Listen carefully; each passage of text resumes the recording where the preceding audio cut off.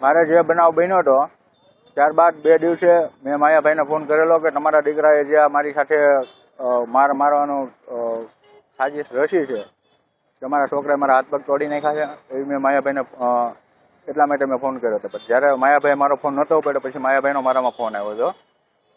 માયાભાઈનો મારામાં ફોન એટલે મેં એને વાત કરી કે તમારા છોકરાએ આવું મારી જોડે કર્યું છે. ત્યારે મને માયાભાઈ એવું કીધું કે ભાઈ હું બહાર છું, આવી જાઉં એટલે જે કાંઈ મેટર રહેશે આપણે પતાવી દઈશું.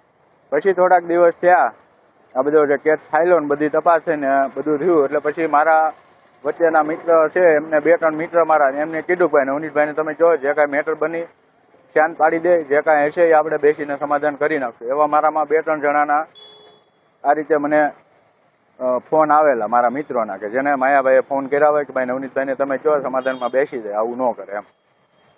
અન્ય વ્યક્તિના કોઈ ફોન આવેલા હોય સમાધાન માટે? ના, અન્ય સમાજમાં આવતા હોય પણ ટૂંકમાં મારી સુધી કોઈ હજુ, કારણ કે મેં પહેલેથી જ મારા સમાજને કીધેલું છે કે ભાઈ સમાધાન બાબતે મારી પાસે કોઈ આવવું નહીં, મારે ક્યારેય સમાધાન કરવું નથી.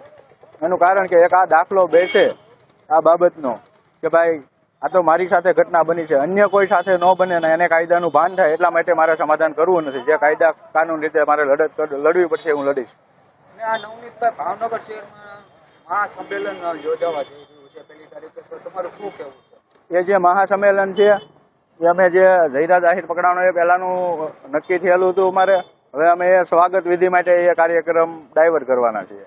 કોઈ સરકાર વિરુદ્ધ અમે કોઈ એવા ભાષણો કે કોઈ ઉશ્કેરણીજનક કોઈ ટીકા ટિપ્પણી કરવાના નથી.